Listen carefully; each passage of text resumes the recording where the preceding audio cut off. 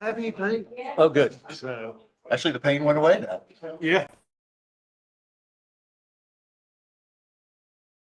I mean, I haven't had any pain. So, yeah. Even the hip had pain or not on a crutch swollen. Well, I was gonna say that it stretches all of us. Yeah, over, you so know, I'm so bruised it's like just stretch. all down through there. But I mean, the first night, yeah, no, but the first night, my knee and lower leg healed me. Swelled up. No, they just pain, the joint pain and stuff in my knee and stuff. You know what? They probably. And it's already formed as it is Right, and stuff, so. But other than that, first night I've been fine. So. That's good. Pain of wine. When's your knee? A few months, so. Oh, a couple months. Yeah. It is. Let me So, go 'cause ahead when and you get go this through ready. that there, you don't want to rip anything. Yeah, in that your- one will be in your it. hip. Exactly.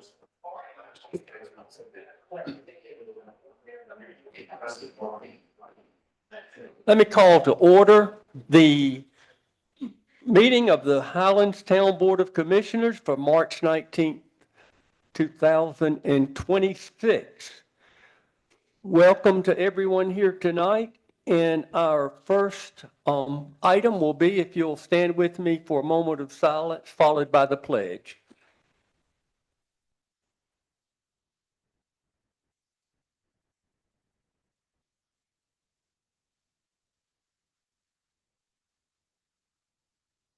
Thank you.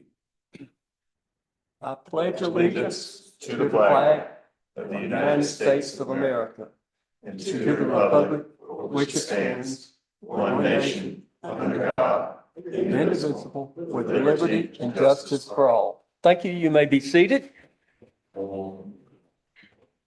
Our next item is a statement of conflict of interest. Call attention to that to the board members if there's any conflict of interest as we conduct business tonight. Of course, those conflicts should be stated. The next item will be the public comment period. And I invite people to come and make a public comment. For the record, please state your name, and if you can keep your comments within 3 minutes, it will be appreciated. With that, I will now open up the floor for anyone who would like to come and make a public comment.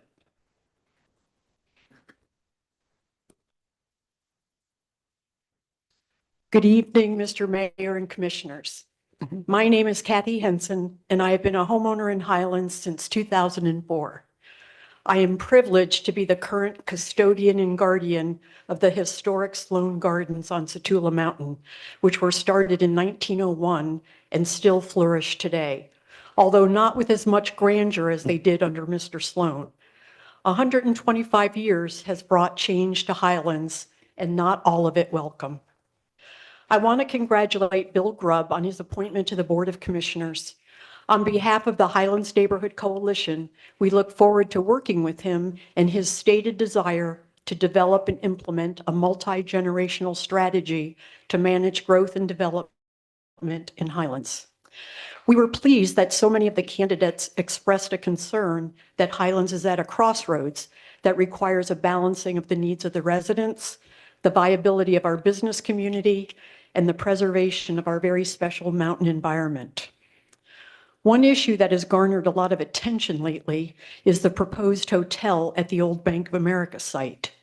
There appears to be a lot of confusion regarding the roles and responsibilities of the planning board, the zoning board, and the town board. One specific request I have in this regard: the town provides notice via the email list of the town board agenda and the planning board agenda, but not the zoning board agenda. Adding this to the email list would provide more adequate notice of upcoming zoning issues and not catch residents by surprise. A more general suggestion is to have a work session or two to explain to residents how their local government works. In my many years of public service, I have learned a fundamental lesson. You need to know who has the power to solve your problem as a critical first step in solving it. Finally, I would like to take a moment to publicly thank Highlands Neighborhood Coalition's most valuable member, Lila Howland. Lila and Slocum are moving to Greenville, South Carolina in the coming months, and we will dearly miss their commitment to making this community a better place. Thank you. Thank you. Microphone. The microphone. Mhm. No, the microphone. Sit down, just microphone, sorry. I'm sorry I didn't quite get the whole thing, but my name is William Reese. And I wanted to come to say something about the properties that want to change over to a commercial piece of property down on the roads going out of town by Dusty Roads. I have the privilege of owning a piece of property right next to it. And I think we've got plenty of those buildings now in place. I'd like to see things stay as it is. That's my personal opinion about it. I don't think that he's going to benefit the neighborhood by the total of the neighborhood by in changing that over to a commercial piece. I think it will probably lower the value of some of the properties around there, and mine is right next to it. So I'd like to say thumbs down to that if we could go with that. Does that sound like it's easy enough to understand? Did I get it? Mr. Mayor, Yes. if those are comments related to the rezoning that's on later, Correct. you have to wait until the hearing's opened for that matter. Okay.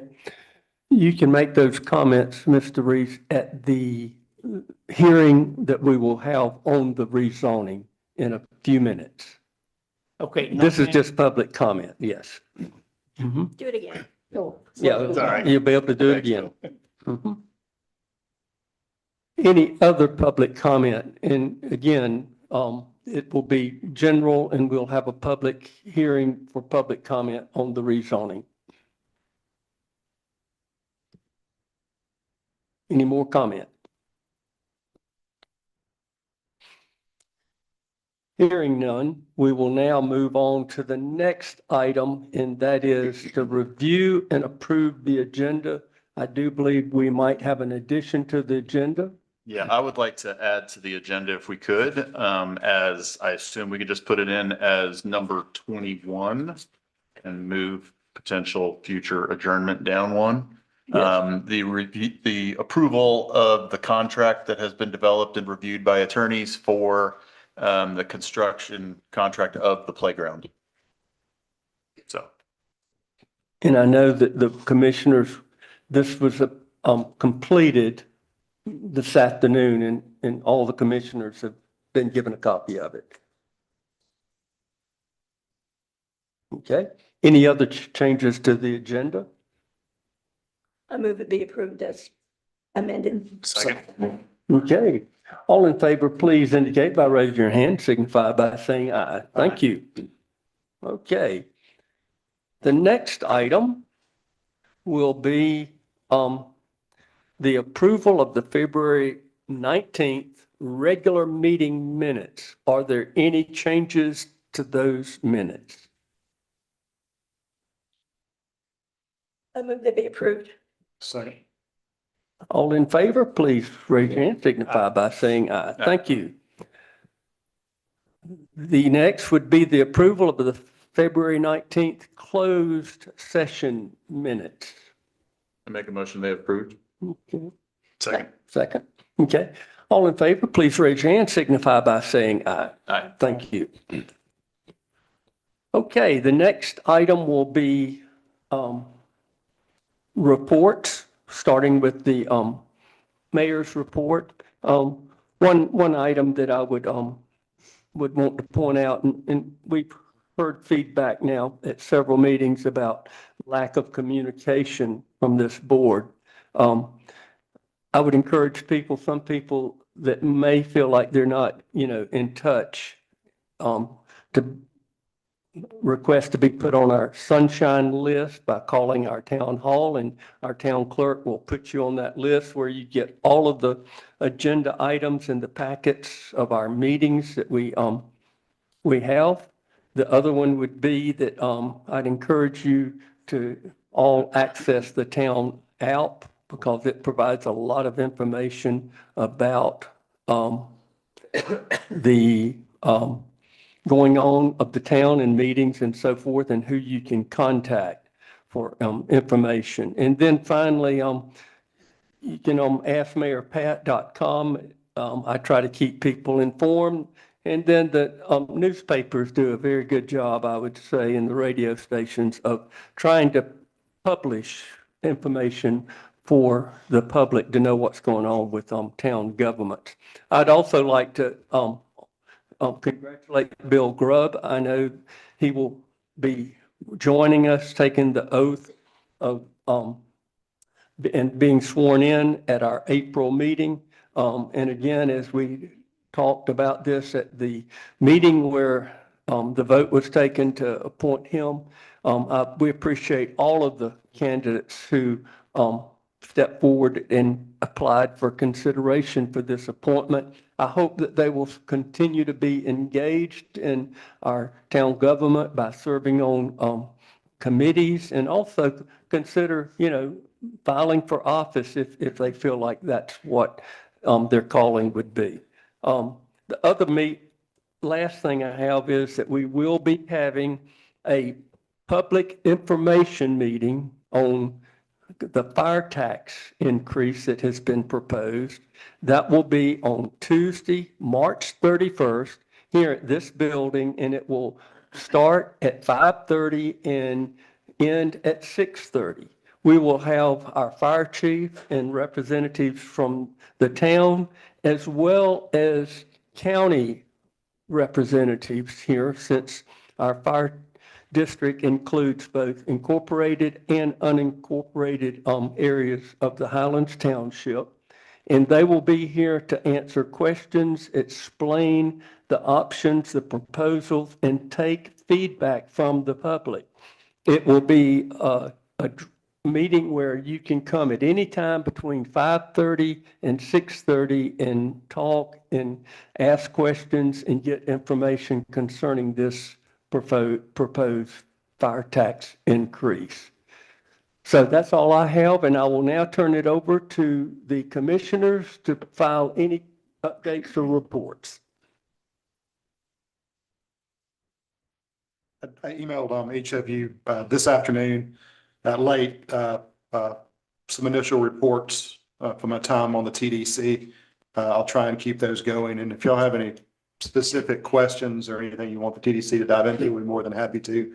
I just, as we've talked about, we just want to try and open up the lines of communication there, as the mayor just said. And that's, as my grandma used to say, either lack of communication or miscommunication is the root of a lot of evil. So I'll try and open that up. And Commissioner Tate, I really appreciate that. That's very helpful. And I think that helps us all understand, what is going on, and we can continue a dialogue and discussion. Any other? You addressed what I was going to talk about on the fire tax hearing, so. Okay, all right. And we're glad you're here tonight, making that extra effort. Okay. I will now ask our town manager for his report. Well, I would like to announce that our Public Services Director position has been filled. Gerard Brewer will be starting with us on Monday, March 30th. He's got 25 years experience with Public Works as well as town engineering in Alabama and in Georgia. So we're excited to have him join the staff. Also, the mayor mentioned boards and committees. We do have a vacancy now on the ABC board as well as the planning board. So if anybody is interested, you can go on the website or the app, as the mayor said. There's an application on there. Fill that out and turn it back in to the town clerk at Town Hall. Also, Town Hall will be closed April 3rd for Good Friday. Okay, thank you. Okay, our next item would be the consent agenda. Any questions concerning the consent agenda package? If not, I will entertain a motion for approval. Make a motion to approve. Second. Second. All in favor, please raise your hand, signify by saying aye. Aye. Thank you. Okay. The next item is the public hearing, Bill Futrell zoning request, Dillard Road. Do we have a motion to open the public hearing? So moved. Second. Okay, all in favor, please raise your hand, signify by saying aye. Thank you. Aye. The public hearing is now open, and the next item will be staff comments and recommendation. Michael Mathis, our zoning and planning director. Thank you, Mr. Mayor. So Bill Futrell submitted a petition for rezoning on December 19th, 2025. The subject property is located on Dillard Road. Subject property is zoned R1 residential and is located in the Water Supply Watershed 3, balance of the watershed. Mr. Futrell is requesting a rezoning from R1 residential to B3 commercial. The property is 1.21 acres, according to Section 4.3.1A of the Unified Development Ordinance. This ordinance, including the zoning map, may be amended from time to time by the Board of Commissioners, but no amendment shall become effective unless the Board of Commissioners first submits the proposed amendments to the Planning Board for recommendation and comment.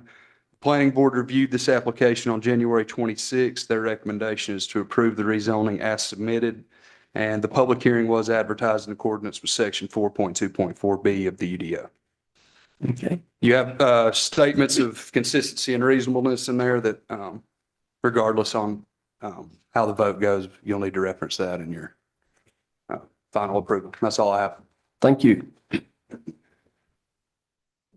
The next item will be to solicit and open the hearing up for public comment. If anyone would like to make a public comment, please come forward and state your name, and we'd appreciate your comments to be within the 3-minute period. And Mr. Reeves, if you'd like to now come up and make your comment, and then we'll keep the floor open for further comment.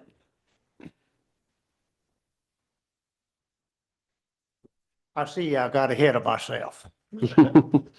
As it is, the comments I think you probably heard from before, I'd like to put them in the state now and state the same as.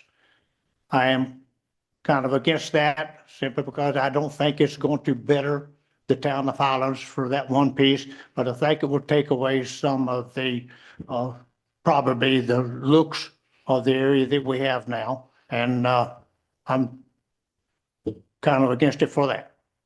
And it is abutting my property as well. And I don't think it's going to benefit me. Okay? Does that sound like it? That's fine. Okay. Thank you. Mr. Mayor, did we get an address? I know we got a name, but we need an address. Okay. Would you mind giving us your address, where you live? He wants my address?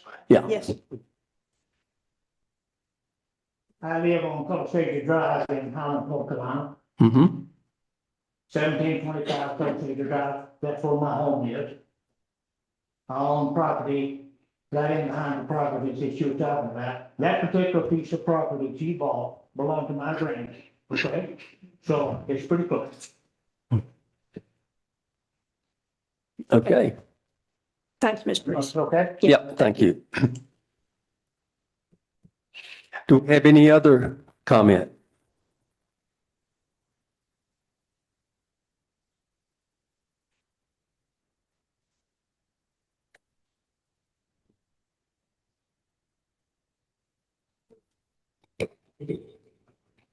My name is Ann Wilson, and I live at 719 Dillard Road, Very good. just down the street from where this property is. And I have been before this place before, trying to tell that you people how dangerous 106 is. And I don't know what this man wants to put on this property, but whatever he puts, commercial or residential, is going to cause problems. I would not walk up 106 if you gave me $1 million now. It takes me 10 minutes at least to get out of my driveway every time I leave. So I don't understand why people want to make money off of Highlands.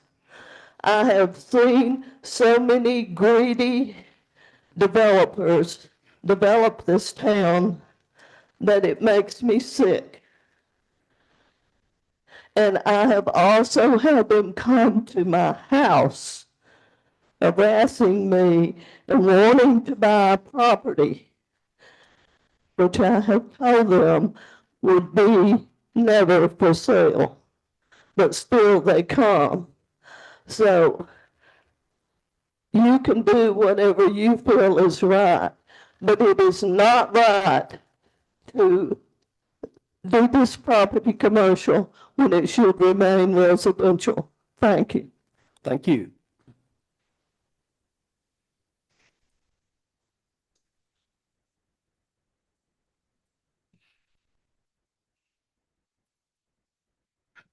Alex Nelson. I'd like to back up. Would Mrs. you state your address? Our town attorney's requesting that for the Really? hearing. 215 Bowery Road. Thank you. I would like to back up Mrs. Wilson and Mr. Reeves on the basis I have no personal interest in that piece of property, but on the basis of what I call zoning creep and commercial creep. And by increments, inch by inch, you change residential into commercial. It's just inch by inch by inch by inch. It's the proverbial camel's nose under the tent. And we all know that. And no one has the guts to just say, you know what? Safe to say enough is enough. So I also think it's a bad idea. Sorry for Mr. Fuchel. I'm sure he's a great guy and has a great plan, but it's commercial creep. It's zoning creep. Thank you. Thank you. Do we have anyone else who would like to make a comment?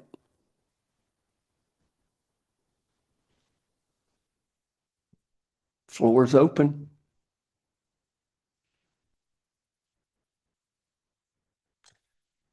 Okay, hearing no further public comment, I'll entertain a motion to close the public hearing. So moved. Second. All in favor, please raise your hand, signify by saying aye. Thank you. The public hearing is closed. The next item would be the council action. So I'll open it up to the commissioners for discussion on how to proceed in council action.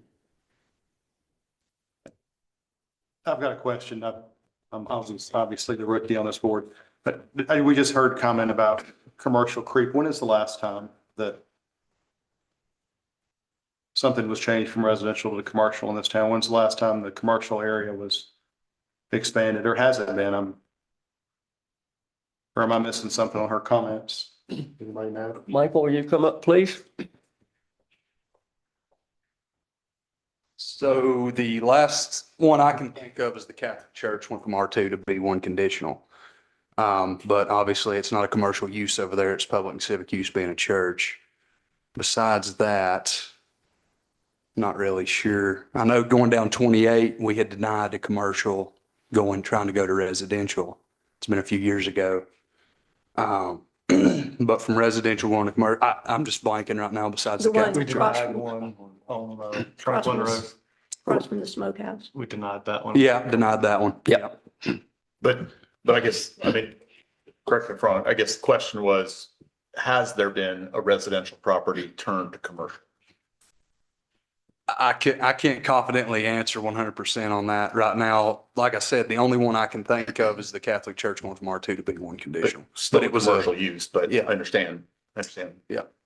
Well, going way, way back, on 64, the White House, which is now Edelweiss, at one time was residential and was changed. Now, we did annex a piece of property in for OEI and then zoned it commercial out off Arnold Road, if you'll remember. But not a change of zoning, an initial zoning. And we Just did, as a question, not a comment. Yeah, Okay. yes, you're correct. and we did do a, recent zoning change on Maple and Oak for the project that is there. Yes. Correct. Yeah, those, so that one, the hotel, or the Old Bank of America, those were just commercial to different commercial. But the one we're talking about, 8 on Oak was actually commercial property changed to residential. Residential. It was B3 changed to B1 conditional, I believe. Was it a B1 conditional? Yeah. or- Yeah, Okay, Yeah. okay. I didn't know if it was there or R3 conditional. No, it wasn't enough property. to be Okay, so R3. either way, it's commercial to commercial. Yep, Okay. that's correct. but, the real question is do we need more commercial? I mean, if you think about it, we've got at least 2, possibly 3 open spaces in Wright Square. We've got an open 2,500-foot space on Main Street. We've got what's going in at Wolfgang's. We've got what's going to be there at the new old Bill Soda Shop, Stone Lantern. And so there are a lot of commercial spaces on Main Street. And I think one of the discussions we had back in the 90s when we took a lot of that land and made it not commercial anymore, took the corridors away, is to make sure that we didn't become one of those that had main streets that were dead. You know, Main Street in America was because all the main streets became dead as things moved outside of the main area. And we've always tried to keep it. And that's actually one of the things that the comprehensive plan says, both on the business survey and the citizen survey, is they wanted to maintain that vibrant downtown. And so if you've already got spaces there, I'm not sure why we need to go out any further, particularly when, if we change it to commercial because of the state laws now and that way they down zoning and all the rest of it, they're never going to let us change it back. So we need to be darn sure that this is what we want to do. And I would rather see us do it in a comprehensive way than a piece at a time. Because honestly, if you're actually looking for a space in town, and this, don't quote me on this, but if thinking about a space in town, if we're looking for workforce or attainable housing kind of thing, well, you could take some of those properties in there and potentially change the zoning to be residential, but increase the density, because then it would be workforce housing. A lot of the cost in Highlands is the cost of the land. Okay, and if you actually were able to put more houses on instead of not just having half-acre minimum lot size, have a quarter or even a third or acre minimum lot size, what you would probably do is to be able to make it more feasible for those kind of things to happen. We already have sewer and water. You just said the other day that one of the biggest problems of those kinds of workforce housing is finding somewhere around here that has access to sewer and water. We already have that. And so that may be something that we would want to look at it. Can we identify any areas that would be conducive to that and not have to, go outside the town where there is no sewer and water. Right. That's the thing. If we're going to have anything up here, and that seems to be a concern of everybody. I've always, you probably don't know because you haven't been on the board as long as I have, but I've always been a non-density kind of person, because we're never going to 4-lane these roads. We've got what we've got. We can't have a bypass. We're not going to build the bridge from the top of First Street across to, remember that one? Yeah. Okay. We're not going to build the bridge to bypass town and that kind of thing. So density and congestion is actually something that is concerning. But if these people already drive up the mountain with a car to work here, and yet they could live here, that's not increasing that congestion, that automobile and traffic congestion that I've always been concerned with. Because our infrastructure is what it is, and it's never, our transportation infrastructure is what it is, and it's never going to change. So I just think we need to be careful not to do these things piecemeal without an actual plan in place. If we felt like you needed more commercial areas, and I would say the other thing is if we do commercial areas, we generally, when it's butted up against residential areas, one of the reasons we created the B4 district was to be that buffer, okay, that has a larger landscape buffer against the commercial to the residential so that they're more compatible and they're less intrusive on the neighbor property. So I realize that the narrative that we got talked about the comprehensive plan, but you can take lots of statements out of that comprehensive plan. If you look at the hopefully the map, I guess, of where the areas should be, that's not one of the areas that it talked about. And it's like half a mile probably from the middle of town. So it's on the corridors. The other thing that I would say is one of Highlands' selling points is the aesthetics. And we've already had people who are not on Main Street complain about how they can't have a sign and they can't have open signs and they can't have lights and they can't have all the rest of that stuff because they need to be visible, okay? Visibility is something that a commercial piece of property needs. Visibility is not something a residential property needs. They actually don't want to be visible. And they can, so it just creates more problems when we start piecemealing this down the road.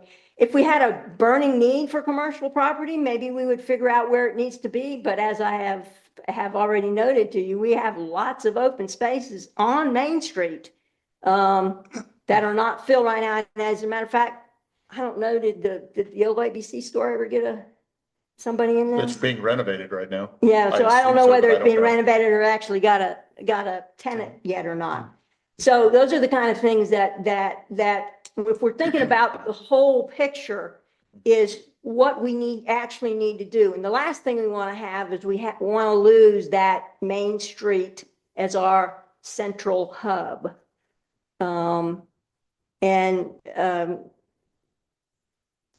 So I guess if I quoted from the comprehensive plan, which this is a plan, and so obviously it has a lot of ideas, and you can always find a statement that says it would be in conjunction with it or consistent with it or whatever.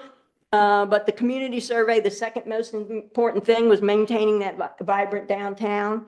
The business one was the look of the downtown is very important to their business. I would probably say vacant storefronts is probably not a good look.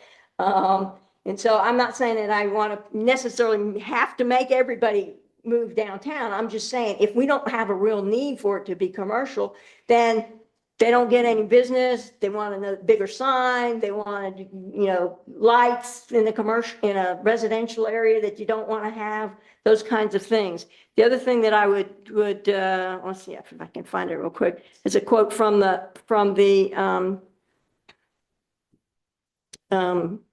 land use plan or the comprehensive plan. I don't remember where it was, but anyway, it was talking about you move to the corridors when you need the land. They really wanted it mostly to be concentrated in this central business district, because that's always been, if you look at any small town particularly, one of the biggest problems is you get all these little stringers outside and you never have that central identity, which is, we have been very fortunate to always keep. One of the reasons we don't won't let big boxes in here, big box stores in here, is because those all have to be way out, and then that becomes a center of commerce as opposed to, but if you have something out there, has to be a destination. It can't be a walk by kind of thing. So I would say B3 would be the very worst zone it should be, if it should be commercial at all. Anyway, those are my thoughts. Well, along those lines, and it's not an argument for more, what I'm going to say, but one thing that is interesting, on Main Street, there's one location being renovated now because the building they're in, commercial building they're in for a shop, they're moving in there because that building's, we're going to have a new shop coming into town, just right across from Town Hall. So one place is moving. The place you're talking about, the strip left, the narrow strip, they have one unit left at the old Scudders. that is available. Obviously, it's Town Hall Restaurant, Old Wolfgang's is an occupied building. It's just not done. So as far as Main Street, other than the old Ruca's Restaurant / Fireside, depending how long you've been here, that's empty. But it's the first time since I've been in Highlands that, not first I've been in Highlands, but in the past 15 years, that Wright Square, other than Ruca's, is completely full. It is occupied. Anybody correct me if I'm wrong? I walked through there and it looked like there were two things that said, The only place available is Ruca's. 'Cause, I Okay. mean, that's where I am. well, So, and I didn't count because And there I'm was not- two of them, and then they had the little thing on there that Yeah. said, call this number if you'd like to rent this Right. space. and across from Dusty's, that shopping center for the first time in the period that it's been open is full. Even the two downstairs on the backside that people don't even know exist are full. So my only point is that is commercial and they are full. So what I'm looking at is 2 commercial spaces on Main Street available. Other than what's been torn down and hasn't had an opportunity to Yeah, be but rented. it's right, it's gonna get back. So, and there were Which 2 was- units there that are being replaced by 2 units, I believe. I don't know. Well, I haven't there seen. were 3 shops there, Stone Lantern. Well, there were 3 if House you of count Long, and- Bijou and, well, Stone well, Lantern, House of 4 Long. and- technically. Right, yeah, Yeah. including Bijou behind. So there were 4 and it's being, last I heard was 2 or 3, but I really don't, I haven't seen a plan as to the final result. So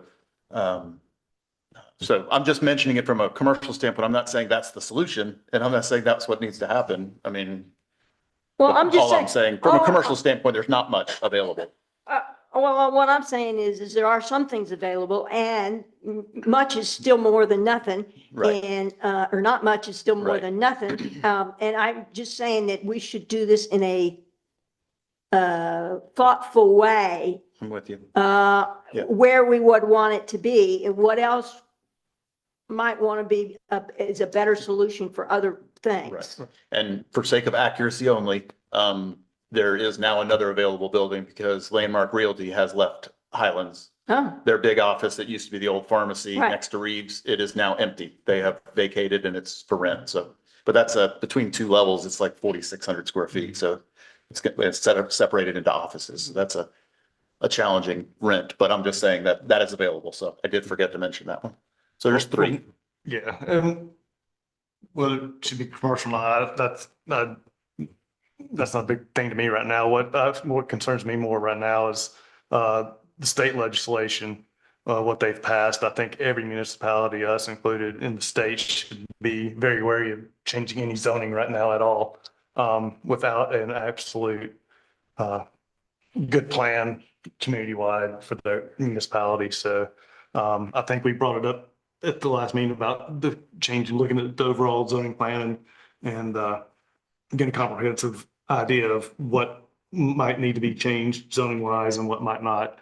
But like, again, I'm leery to do anything until we have a good idea for the town as a whole. With the way the state legislation has restricted municipalities' ability to control any of its zoning. So Commissioner Tate, would you Sounds like to I weigh may be in? the black sheep on this one, but I agree with the planning board on this. And how were they unanimous on it? yes, Michael? yes, I sir. agree with them. I think if there's any property in Highlands that probably makes sense to be commercial, it's this one. It's on a very heavily, probably the most heavily traveled corridor in and out of Highlands. It abuts commercial on one side, residential on the other, commercial across the street. And but I understand the need for the comprehensive plan. But what I don't, and I completely agree that when you do that, but where I have a hard time with that is do we make this candidate suffer and wait 6 months, a year or longer? While we do that, it's tough to, so, I don't know, I'm riding the fence, but I'm enjoying listening to all these comments. I agree. And that area might be a prime addition for commercial for the town. I don't know. I think but we I'm don't just know leery. yet. Yeah, I'm just Yeah, leery and- with state laws. If we do change it, it can never be changed back again right now. So Yeah, I'm just, and one thing that a lot of people probably don't realize either, and I'm from a standpoint of zoning, what's in place, all the way from Bryson's all the way down there, it's connected. It's not a standalone because it connects all the way down beyond what used to be the Firestone store, the Nantahala Auto and Tire, and Because it's the Old Creek Lodge property, that large tract, which is what, 5 acres, it's B3 right across the street. So I'm just mentioning it. People don't want the aesthetic to change, and I appreciate that a lot. But I'm telling you, at some point, a B3 worthy project can go there. Yeah. That's my understanding, because I've had a lot of clients ask to purchase it. But she has no desire to sell currently, but things can change, but it's B3.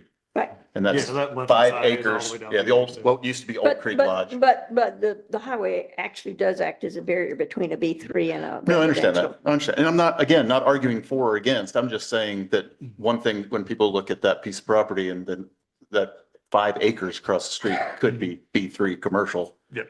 It could be anything, and sewer is available. So what it could be, come back for a rezoning on the one across the street and do So we higher already density have, housing. Just, yeah, B3 Yes. out there. yeah. Yeah, we have a lot of B3 actually connected all the way back to Bryson's. The only intermittent break point is where Shelby Place for Shelby about Place is it? about 80 or 90 feet connects to the highway, where it's just creek and drainage, but I'm just looking at it from a tie standpoint. It's a little different. I know one comparison often is the smokehouse, and that's very much an outlier. But that was a residential property next door changed to, if I'm not mistaken, that was a residential property changed to commercial right next door, where they then turned it into their additional parking lot. It was already commercial when I was here. Was it had really? been- Yeah, it's been Okay. B4 on both sides. It's of just the- been an empty piece of property. Yeah. Separate parcel. Yeah, Okay. separate, they had to combine. Well, that's good to know, because I thought it was residential before. But it was B4 because it was Yeah, and against now it's just, residential. it's a parking Right. lot, so it's not another building, but, and it can never go away because they're gonna have to have the parking, Yeah. obviously. Yeah, So, okay, So we take out only. yeah, yeah. so I'll make the motion that we deny the applicant's application for changing his residential R1 R1. residential Yes, ma'am. central to B3. Okay. I have a motion on the floor. Any further discussion? I'll second. Okay, we have a second. I will now call for the vote. All in favor, please indicate by raising your hand, signifying by saying aye. Okay. Opposed? We have a split vote, which means the mayor has to make a vote. Is this the first? No, it's the Third. second. Third. For Bill. Yes, I Bill Grubb, yeah. I lean toward the concern that we need to do more of a comprehensive review of zoning on this.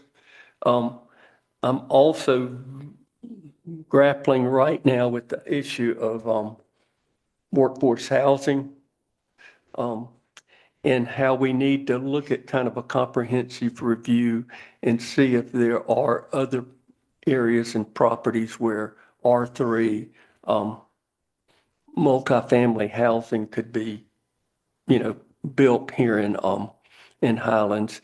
With that all said, I'm going to vote with the motion to deny the zoning this time. So that would put us at a 3-2 vote, and the denial carries. Okay, thank you.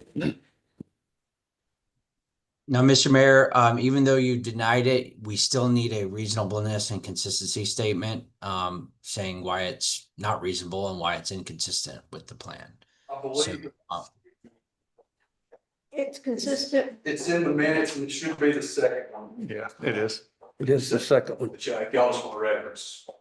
But if you've got any changes to it. So we will then call a vote on the It's consistent with it. consistency. Number 2. Okay, do I have a motion? I don't see number 2 in a minute. Or you're adding it to the motion. Page 108. 108. Yeah. Nick, does it need to be added to that original motion? No, it's separate. no, it does not. It's a separate Separate. Just checking. motion to adopt the consistency statement shown in the staff report or on page 108, however you want to do it. I'll make the motion that we adopt this consistency statement. And that would be the The one, Inconsistent with town. inconsistent. it's Okay. consistent with the community plan. Okay. Do I have a second? Second. Okay. All in favor, please raise your hand, signify by saying aye. Aye. Okay, and same sign for opposed. Okay, and the mayor will then again vote with the inconsistency statement. So the motion carries Consistent with the plan. with the plan. Yes. Nick, do we meet the procedure? Yeah, I'm just making sure I'm hearing consistent, but it's inconsistent. Inconsistent. Okay. Yes, okay. I will Right. vote Making sure. for the statement of it being inconsistent with the plan. Okay.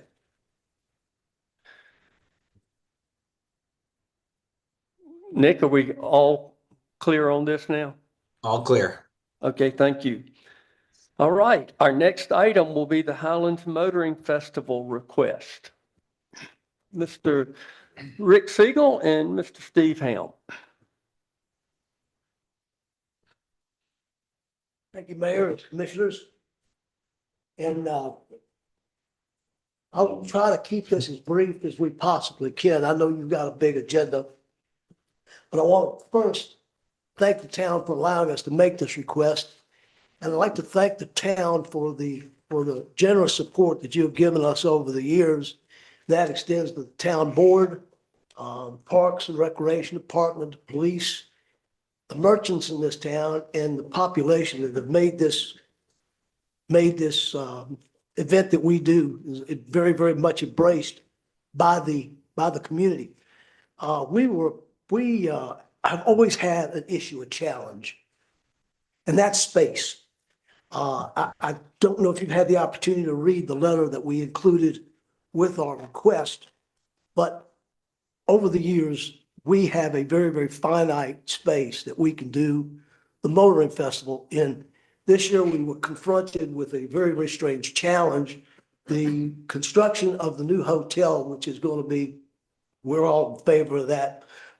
However, we were approached and spoke to Parks and Recreation Commissioner Lester Norris, who came and talked to us and told us during construction, there is a very good, there's a situation where the fence is going to be moved further away from the actual property and somewhat into Pine Street Park, costing us a significant number of show field spaces.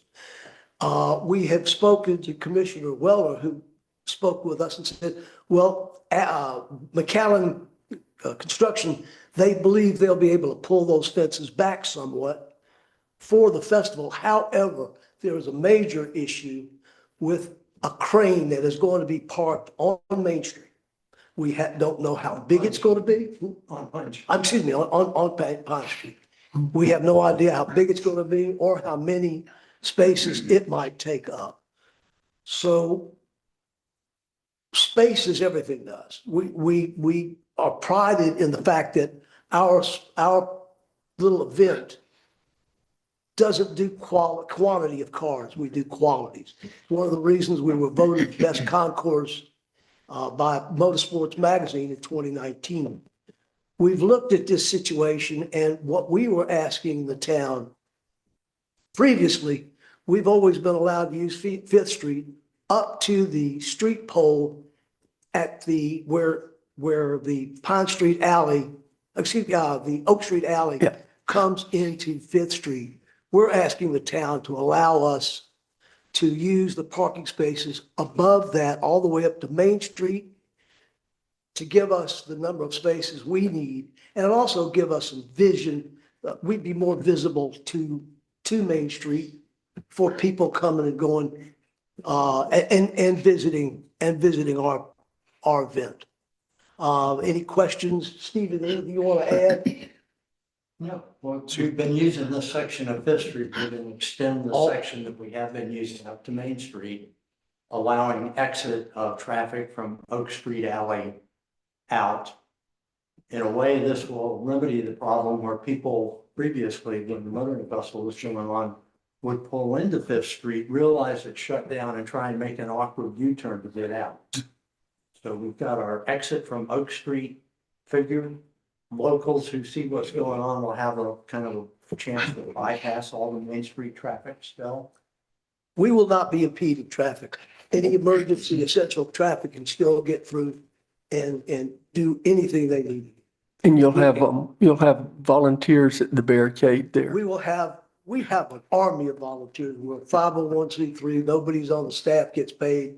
And there will be people at every entrance to the park actually begging for money, for donations and stuff like that. Yeah. Nobody gets paid. Everything that we earn above our expenses go to our nonprofit, or human needs nonprofit. And I guess we would add that this is a 1 year only, we think. But if this plan works, we would like to do it in the future. If it makes sense. Yeah. Couple of things I just want to mention since we do have the papers here and other people that might not be happy with the hotel and that think, well, it's going to ruin your, that it's chopping into your event. I just want to point something out. The crane that's going on is 100% on the property. It's not going to be on the road.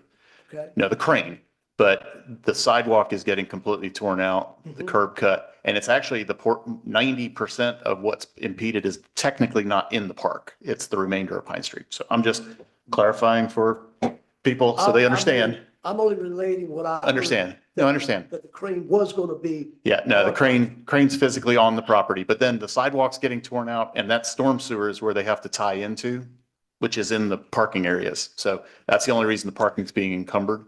I'm just mentioning it because McAllen Construction has already said without a doubt that we know the date of it's happening. And this is one of my favorite events of the year. So I'm 100%, we'll do anything we can to try and help. I'm talking about me from a town board standpoint, but McAllen said for that weekend, they will cease construction for that day.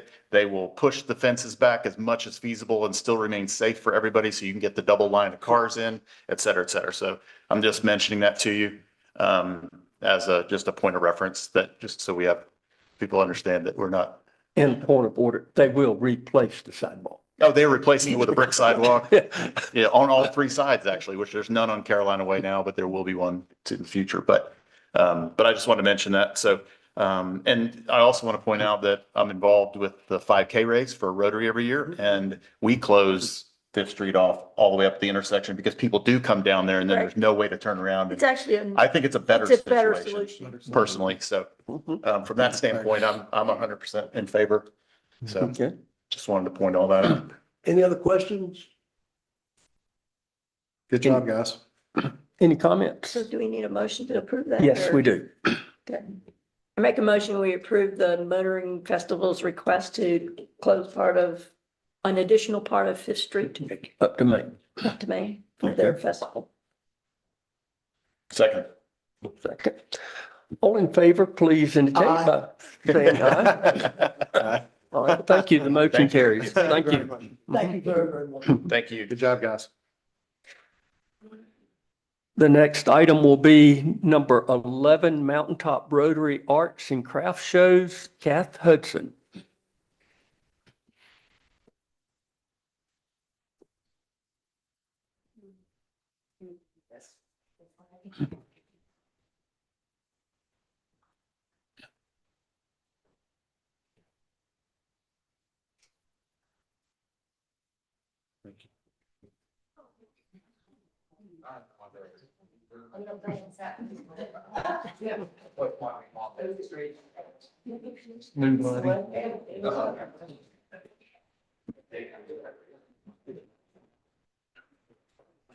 All right. Well, Mr. Mayor, Commissioners, thank you. I was here about a year ago and making a request that we add to our annual Mountaintop Art and Craft Show a component where we served alcohol called Sip and Stroll. The board agreed with us that we adhere to everything that's on this list. And I would just like to report back, we had a very successful sip and stroll. It attracted people to the event. We had no incidents. It was great. We had long lines, and the only thing that people came to us is we had a really long line waiting for us to open. So we were open from 3 to 6 because it was a trial run for us. And I'm asking if we can extend that 1 hour from 2 to 6 this year. And so just to remind you, it's not the entire event. It is Saturday only. We will have by local vendors, beer and wine, sold through tickets, which is what we did last time. We had off-duty police officers hired to cover the event hours. We had signs at all of the entrances, exits to prohibit any alcohol leaving the park. We had volunteers at every entrance. And there were 3 entrances, which I've highlighted on the map behind the handout. And we'll have all of the appropriate state licenses. So I think we followed these guidelines last year, and it was very successful. And I'm just asking if we can extend by 1 hour. Okay. Yes. Come forward, please. Correct me if I'm wrong, we did do security at the first event, and I think we decided that it wasn't necessary for us on the second one, so I don't believe we did security on the second one because it was so well mannered, and there wasn't that much with the 3-hour period. There wasn't intoxication or anything like that, so we made the decision not to do the security on the second one because it's more like a stroll. It's not just people sitting there pounding down alcohol if they're walking around and things. So it will was no issue. Thank you. You also, okay, you also limit the number of tickets someone can buy too, right?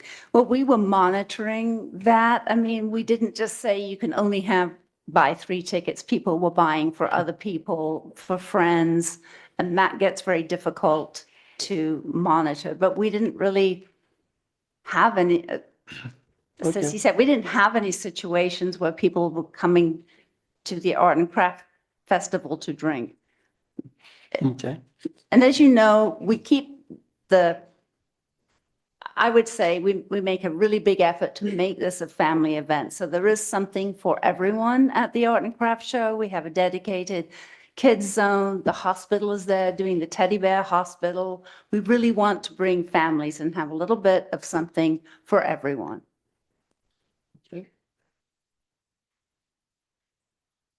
Any questions or comments? So we need a motion. Yes. I'm fine with it. I make a motion to approve it as presented. Okay.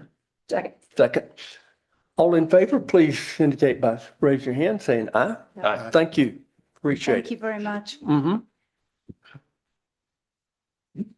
Okay, our next item would be chamber events for 2026 and Tina Rogers. Hello, how are you guys? All right. Tina, I'm sorry you had to fill out that. Must be Oh, I know. writer's credit. Twice. I'm sorry I had to read them all. Yeah. I guess any questions, since you guys have already seen them, I don't think we need to go over every single one of them, do we? No. I know, right? Yeah. Well, I did have a couple of questions. Sure.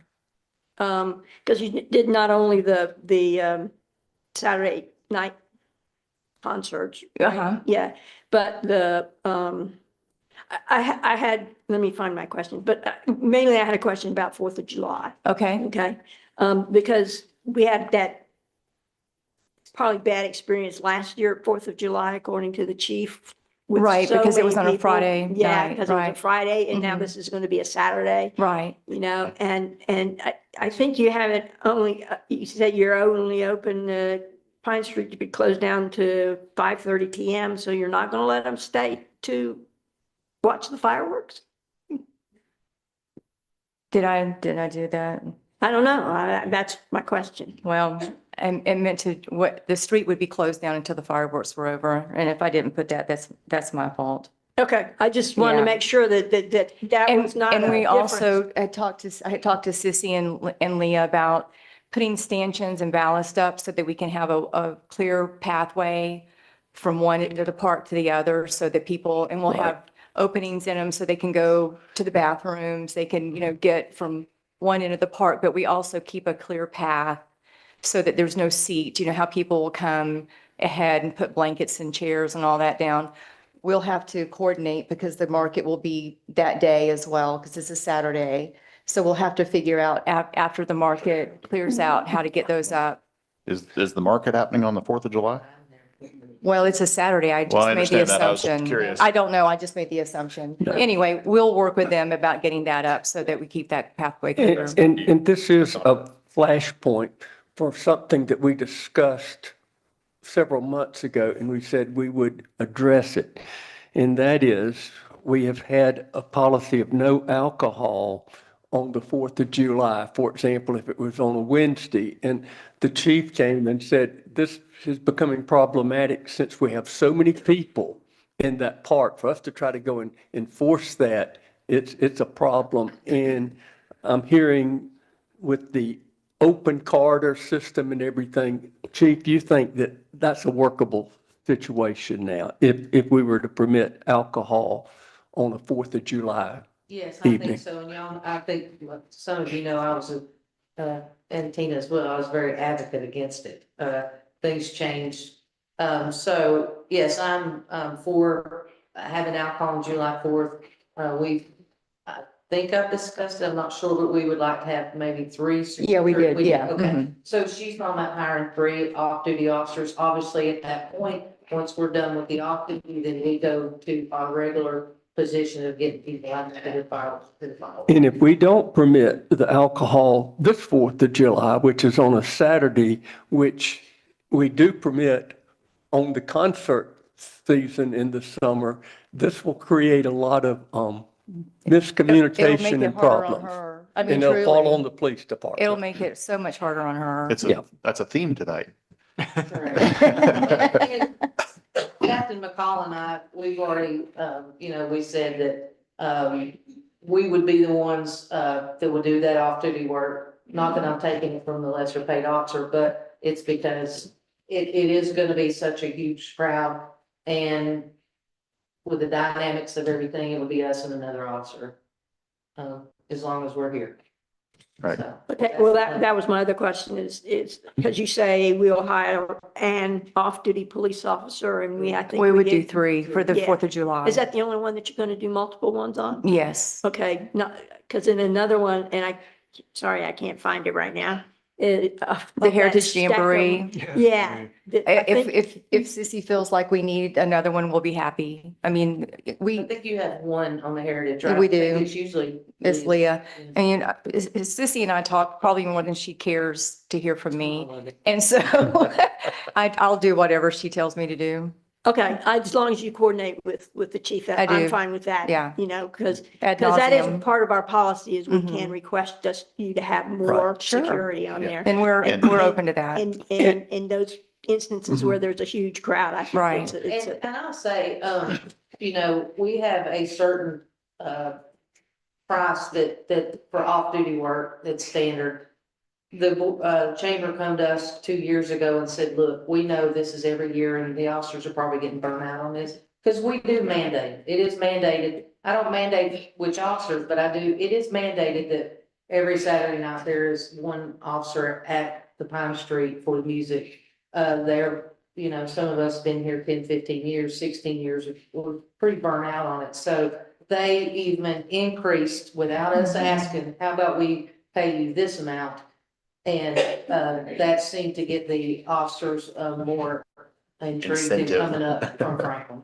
Yeah. And Chief, as an enforcement matter with 3 officers, I know that you would not want after the fireworks are doing, people to take a container of alcohol and start walking around town. You feel like you can enforce that very easy, but this idea of telling people you can't drink at all in the park on the 4th of July is the problem. Correct. And Point. we actually purchased signs this past week, some nice, kind of the same colors as the North Carolina Forum and Hate here, that are green that say no alcohol beyond this point with some posts. So Okay. we'll have those at each of the exits too. And Very good. obviously, on 4th of July, it's a little bit more difficult than on the night of Pine Street because it's later. It's probably an hour later, and we will then divert our attention, at least one of us will divert our attention to Carolina Way to get traffic out. Okay. And Or when- pedestrian and vehicular. And when we say alcohol in the park on 4th of July, we're talking about during the music and the fireworks, basically.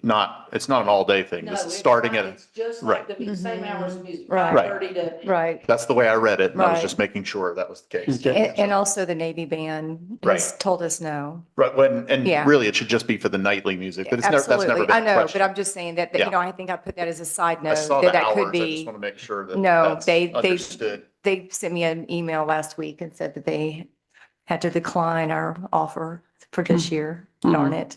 Okay. So Yeah. the heritage starts at 3? Yes, it does. And to 7:30. Yes. Okay, because sometimes you said 5:30 to 7. Well, because the heritage it's getting dark. Yeah, And yeah, I so know, we, but I yeah. mean, with your Saturday evening one, sometimes it starts at 5:30, sometimes it starts at 6, and I don't know if that's. It's, different the or music not. starts at 6. I just wanted the road closed down by 5:15, 5:30. Yeah. Because we got to let people who work, park there, have time to move their cars. Yeah, Yeah. so I think with the Saturday evening ones that are consistently the same, I don't think she needs to fill, and maybe Nick thinks differently, but I think that is a recurring event and she should be able to fill out one. With all the dates. Unless, Inclusive dates. you know, obviously things that are different, like the 4th of July, Sure. which is going to be different. You're going to have different Right. security, the heritage, which is a different Right. time frame, the lighting, which is a different Right. time of year, everything, but something that's a recurring. Don't you think it just filling out one, As long as, well, yeah, because we had a lot to read? 16 repetitive, Yeah. identical applications Yeah. with just a change of date. So Yeah. I'm very good with having each date at the top of it, list them out. I mean, and you could give me a summary of what the Sure. dates are or something. Sure. And I used to do that with Lester. I would do one and I would attach, a copy of the dates.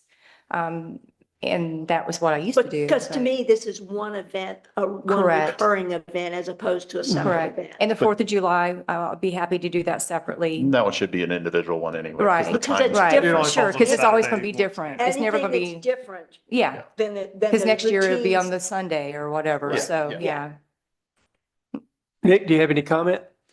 No, that's fine as long as all the dates are listed and all the agreement terms are the same. And I don't know about the security deposit, how that works, but Well, the 4th of July would be different, so that would be different. Yeah. I mean, it's going to be separate. Yeah, Yeah. anything that's different, but that Yeah. recurring thing, I don't Okay. want to make you, and I don't want to read them. Yeah, I know. Okay. I'll make a motion, we approve. Can I ask another question before you do Yeah, that? sure. I had asked for additional parking, if we could have parking on Fifth Street for bands, because, we used to be able to do at the Bank of America, which was great, the gate would be down and we could put their little trailers and all that and the sound guy, but now we don't have that access, and I would love to be able to put some cones up just to save some parking for the parallel? band, yeah, The parallel. like by the bathrooms, Right. Two spaces. two spaces, Two. one, Yeah, I don't- one for the I didn't- band and one for I the didn't see sound guy. problem That's, with that. if we could do that. So, I thought we already did it, but. No, We did that with the Navy band. right, Yeah. but I would like to do this every Saturday if I could, because it just makes, Yeah. it's hard for them sometimes to find parking. Yep. So that would be great. Would that be you logging it off? No, that'd be you. No, I'm kidding. No, I will. We'll figure it out. We'll figure it out. Okay. It's just a couple of cones, right? Yeah. That's all you're going to do. All right. So, I'll make a motion, we approve with the denoted dates and the denoted time change on July 4th. Okay. okay. Second. Any further discussion? All in favor, please raise your hand, signify by saying aye. Thank you. All right, great. Thanks. Okay, guys. hold on, Appreciate hold on, it. hold on. Do we need a motion on the, We got to approve the resolution separately, I guess. Okay. yeah, All three of them at one time would be okay. I'll make a motion. We approve the pyrotechnics on July 4th. Let's see, that'll be the Closing. Halloween. of the, And Yes. Christmas. We want to do each one of these separate and He Christmas. said we can do all three do them together. all together. Make a motion for all three Okay, resolutions. all right. We have a second. All in favor, please raise your hand, signify by saying aye. Aye. Okay, Thank you, Gibby. okay. I'm gonna bring this up. We have that they have permission for alcohol in the park on the 4th of July for this year. That's a Saturday. Do we need to just leave it at that and then see how this goes and make a decision about allowing alcohol on the 4th of July fireworks in the park every year? Good trial run. I think we should go and then we'll get Sissy and or Leah or Okay. whoever else. Bit of feedback and. Let us know, give us how did it go? All right, very Because good. this is gonna be a true test. from This is gonna standpoint of be day the of the most, week. Yeah. right, exactly. Yeah. Okay, very good. I don't think Sunday's gonna make a big difference, to be honest with you, though. No, or any other day of the week, really, right? Okay, all right, very good, thank you. Next, Rotary 4th of July hot dog cookout, a new proposal in Ryan Bryson.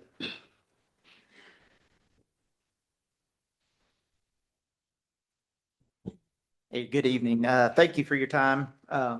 Just want to, we have, I'm here on behalf of Rotary. We have come to the town with a proposal to close Hickory Street during the 4th of July festivities while we're there.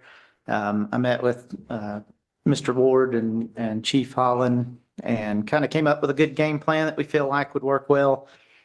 Just want to be able to close that street. That street has been open to traffic while all those festivities are going on, and I feel like it's a major safety concern. So it's becoming more and more crowded, and just want to be able to close that down to general traffic, make it easier for the emergency vehicles to get out if they need to. The one concern that we had was being able to get the folks out of the town place condos. We would provide a couple extra Rotary volunteers to be able to help navigate them out as they need it, just to kind of be on standby and help direct traffic on the end that were to run into us. Hoping to close the road right at 64. Probably put the emergency vehicles there, possibly a police car, just to deter people from trying to turn in there. And also make it where they can get out easy in the case of emergency where they needed to. This just opens up the space a lot for us to be able to get the tents more in the middle of the road and unclog some of the congestion. Also gives us the opportunity as the town, if you had any interest in that already have the ability to let the kids in the fire truck if they wanted to be able to go into a police car or ambulance or something. Certainly think that would be great. Don't have to, but would be something to consider. But I just feel like this is mostly for safety more than anything else. And we would close it from about 9 o'clock in the morning till we're usually done by about 2 when the duck derby starts. So just need permission for that. No alcohol, any other change. So just wanted to. We're from 64 to. Four and a I don't half. know if 4.5. 4.5. 4.5 or. And let me make a, It would not be that far, just close it to the end. We use the parking there at Doc Wilson's gravel yard, so we would want to stop it right there and would have an attendant there, but don't want to close it all the way to 4.5 because of that. so people could turn around. Yeah, yeah. As a Rotarian that worked that event last year, I was really worried, especially about little kids that are excited and darting, that this was a real danger that needs to be addressed. Yeah, I appreciate the request because it was scary last year. Mhm. Yep. Brian, I'm all good with it. Just a couple questions, just one question in general. like my mom who's slightly handicapped, are you gonna have a spot there where we can, do you have to go all the way up and have them walk all the way down the sidewalk, or, and it's also, I know, a big drop off point for kids, et cetera, versus having them come down the side of the road. Is there enough room there to have a pull off, or is there, have y'all considered that? So I haven't thought about that actually, so that's a good point. That'd be a good area at Doc's yard right there. You have Doc's plenty, we can yard, let somebody out right Especially if there. you can block off a spot to give a. Yeah, we would have an attendant there anyway, so if we need to get somebody close, but they could get a wheelchair right down the road there. But even blocking off a few spots specifically for that. Yep, yep, we could certainly do that. You know where you can get some temporary handicap parking signs? I could probably find one if I Yeah. needed to. I'll steal one off Main Street. Everybody's at the park. You get one of the 20 that the church has for funerals. Yeah, there you go. I'll make a But- motion, we approve. Okay. Second. Second. All in favor, please signify by raising your hand. It's unanimous. Thank you. Thank All you, right, Ryan. thank you. Appreciate Thanks, it. Ryan. Item number 14, Highlands Pole Attachment Ordinance Amendments. Matt Schuler.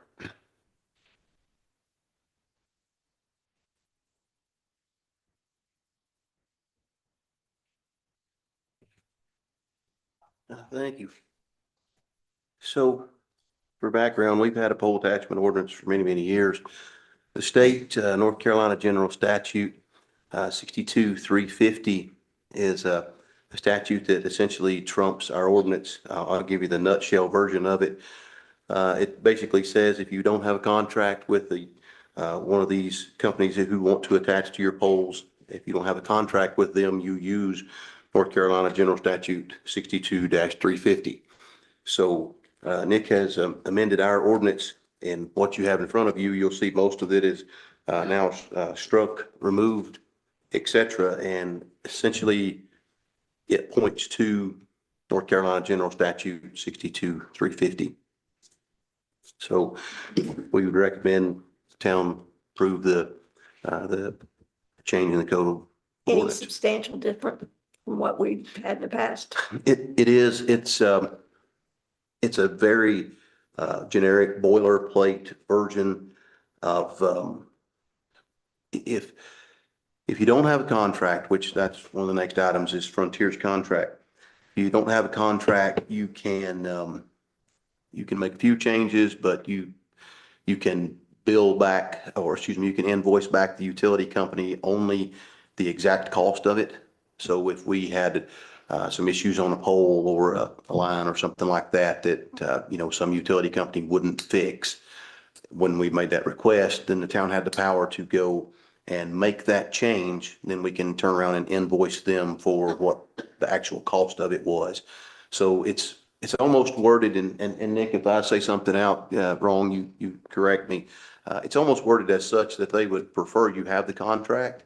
It gives you a little bit of leverage, but so that you can keep things orderly. But there's no real teeth there to cause them to want to fix things. So it's almost like the general statute is written in such a manner so that the town would be way better off to have a contract. Don't we require a contract? That's what this is going to do. No, we used to, in the Just- past, we've just have the always had the ordinance that we governed them with. So now we are going to need contracts with each company, which that's what we're working on now. So that's what this is about. Just To needs a contract. change our ordinance to be consistent with North Carolina General Statute 62-350. And each provider would enter a contract with us. Yes, that's the goal of all And we this. can require that. Yes. Okay. I've got a few questions, Nick. For example, I live on Holt Circle here in Highlands. The utility lines, not from the town of Highlands, but from other providers are still on the ground since Hurricane Helene passed, so well over a year now. Will this help us address that or give us some teeth? In other words, is it retroactive? Yes, and that's exactly why we drafted it for three main reasons. The first is we had a very old, outdated, cumbersome ordinance on pole attachment, and the statute is a lot simpler and more straightforward. And so there was actually some conflict between what we had in our ordinance and what was in the statute for how we go about it when you don't have a contract and you need to do some enforcement. So we drafted it so that now it basically just tracks what the statute says, the processes you go through when you have those down poles and you don't have a contract with the utility. There's a process you go through, just like a zoning enforcement action. And where if they don't do it because you can't get a hold of them, you can't, then the town can go and do it and remove it, and they can assess the costs against the utility provider. And so I'm glad you that's brought that kind of up, Commissioner Tate, because I had a similar concern and it even drafted some language, and I know Matt was working on this. Because if you remember, last year, we had over near the library and on Horse Cove, a situation where we lost a tree and a pole, and the communications line went right down on our sidewalk. And they stayed there for several weeks, and we started calling and everything. And it was a real disruption because people using that sidewalk were thinking they were walking over power lines and everything. So I would like to see a situation where if a line goes down, a provider has a certain period of time to get it up, and if not, we'll put it up, and then we could charge them for that reattachment. Is that the way the contract would work? Well, of course, there are two separate items right now. The first part of this is just the amending our code of ordinances, and that's just so that it'll track with North Carolina General Statute 62-350.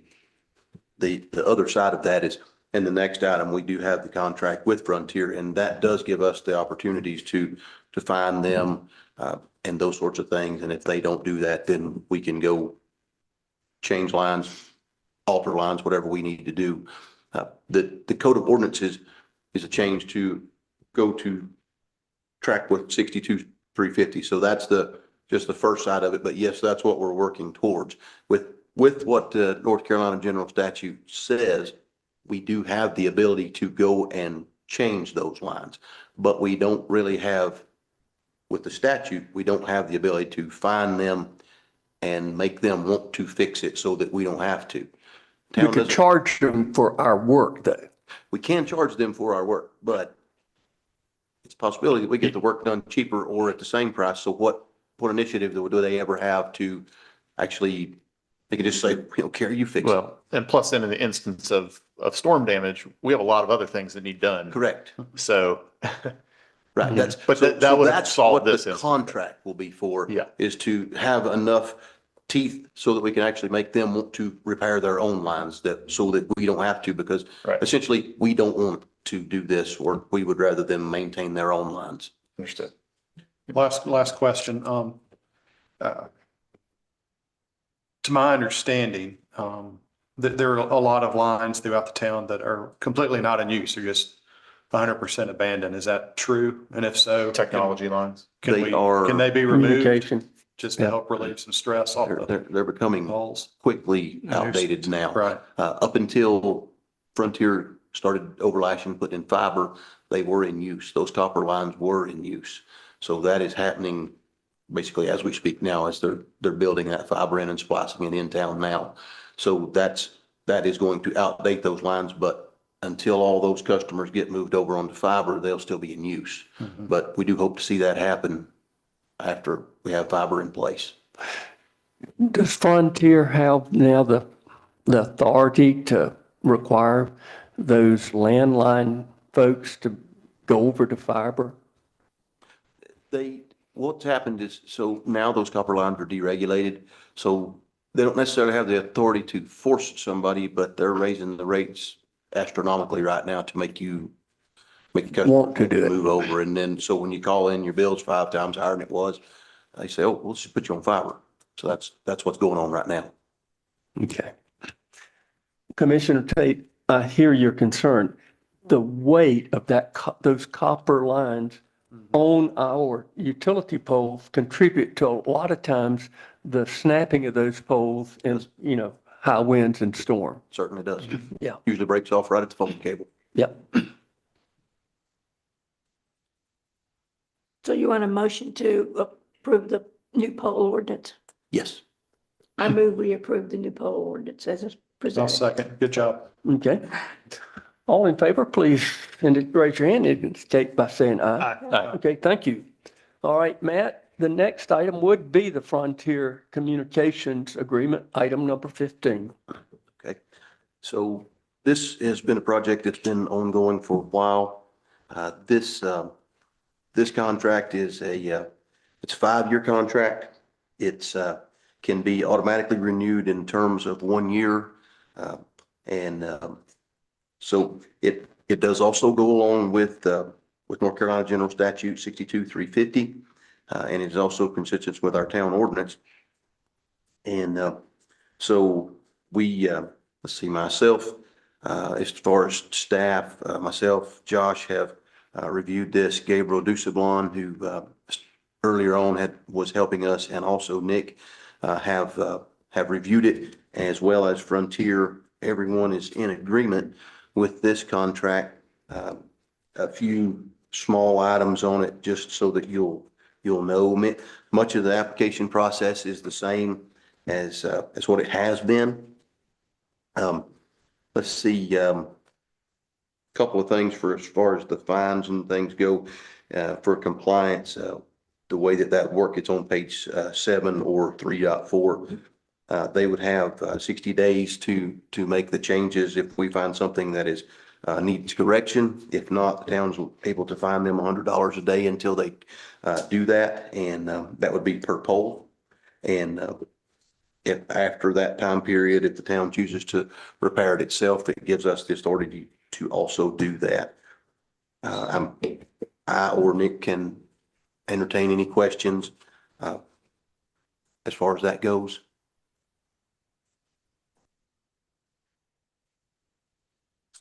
I'd like to say that this is the first step, the first company. And then been talking to several other communication companies, hopefully pull everybody together and have a contract with all the communication companies soon. Okay, that's what my question is. How many do we actually have? Yeah. How many companies? Yeah. We have Frontier, Vibe, Balsam West, and of course Hotwire. Highlands Cable. Highlands Cable Group, yes. Sorry, that one left me. Yeah. And we've done our inventory and we know where everybody is now. Yes, we do. We do that inventory, we do the entire system every 5 years, and then incrementally as we know we need to. Nick, do you have any input or? This No, is the- yeah, this was, before I was even appointed town attorney. Gabe was, working on this contract with Frontier. And we've reviewed it and we're all good with it. I'll make a motion to approve the contract. Second. Second, any further discussion? Hearing none, all in favor, please raise your hand, signify by saying aye. Aye. Thank you. Thank you, Matt. Thank you, Matt. All right, our next item will be number 16, Highway 64 Force Main Project Bid. Josh Ward. So the recommendation is to reject the bid from Dan Grady Company LLC for the Highway 64 Force Main Rehab Project due to the reasons listed in the memo.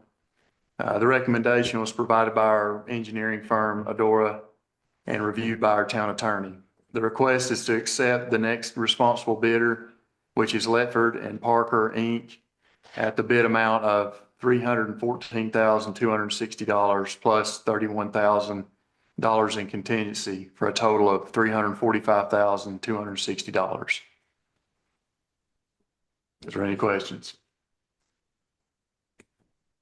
Move we approve. Do we need to reject the first one and approve, or all at once? Or just approve the recommendation. Nick, we do it all at once or reject the bid first? Yeah, I think you could just make a motion to reject the initial bid and approve the next responsive bidder. Okay, In one, yeah. so I make a motion that we reject the initial low bidder. I can't remember Dan Grady, and approve the one recommended by our Engineer or doer. engineer, right, for the rehabilitation of the force main of 64. Okay, Second. second. All in favor, please indicate by raising your hand, signify by saying aye. Thank you. All right, thank you, Josh. The next item, number 17, the interlocal agreement with Macon County improvement to the old landfill for dredging material disposal. Josh Ward. So I brought to you last month, the agreement, the interlocal agreement, that Nick had worked on. It was presented, at the county board meeting last Tuesday, March 10th. The Macon County Board of Commissioners approved the interlocal agreement with the town of Highlands for the improvements to the yard debris site at the old landfill at Rich Gap Road to accept the Mirror Lake dredging material. The next step is for the town of Highlands to approve the agreement in order for the final engineering and design to be completed for the project. Okay.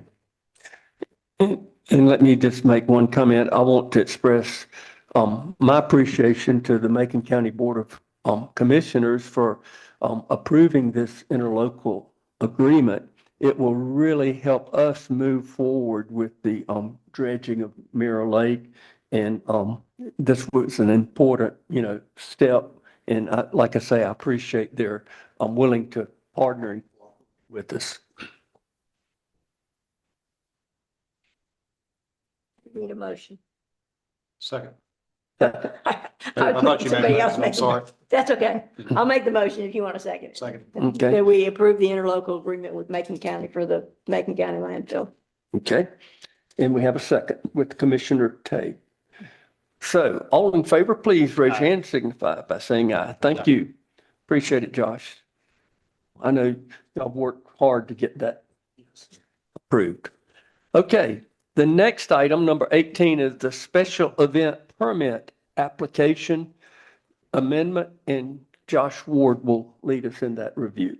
So I hate to bring this back to you guys again this month, but when some of the folks started filling out the applications that you've approved tonight, we realized that on the application was the question of, will alcohol be served?